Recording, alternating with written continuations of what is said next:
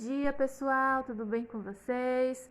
Na nossa atividade de produção textual de hoje é um pouco diferente. Hoje a gente vai utilizar o nosso livro de português. Não é o livrinho do Mais Pai, tá? É o de português normal que a gente tem utilizado para a língua portuguesa, certo? Vocês vão abrir ele na página 73, tá bom?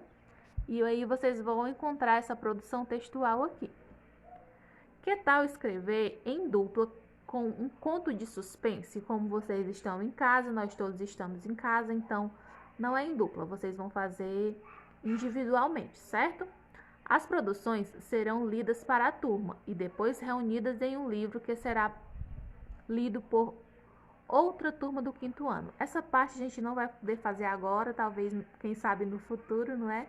Mas então, vocês vão fazer um conto de suspense, certo?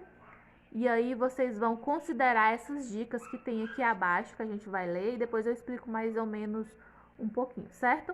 Lembrem-se de que não se pode produzir um texto sem um planejamento. Leiam algumas sugestões de situações para desenvolver o conto. Se desejarem, escolham outra. Aqui a gente tem situações que vocês podem começar o texto e aí desenvolver a história. Por exemplo, meninos se perdem na floresta e são obrigados a dormir em uma cabana abandonada.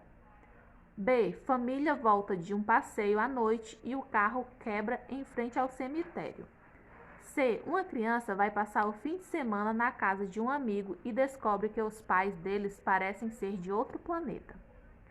D. Dois amigos se perdem da turma em uma excursão ao museu. De repente, entram em uma sala de múmias e elas não parecem estar mortas. E. Uma criança leva uma planta para casa e coloca no vaso sem saber que se trata de um ser alienígena que vai crescer. Essas são algumas dicas para vocês estarem começando a produção textual de vocês, que é um suspense.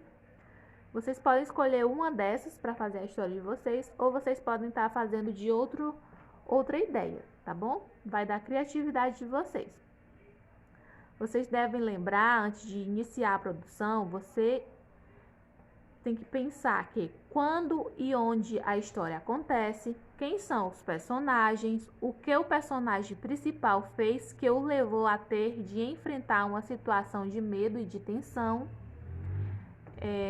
o que o personagem sentiu quando o fato assustador aconteceu e de que maneira ele reagiu, qual será a situação de maior tensão na história e qual será o desfecho do conto, ou seja, como o problema será resolvido. Vocês vão pensar isso tudo, vocês vão fazer esse conto de suspense, lembrando que tem que ser no máximo 10 linhas, tá? Não pode ser menos, porque é um conto, é toda uma história, então é necessário a criatividade e o desenvolvimento, tá bom?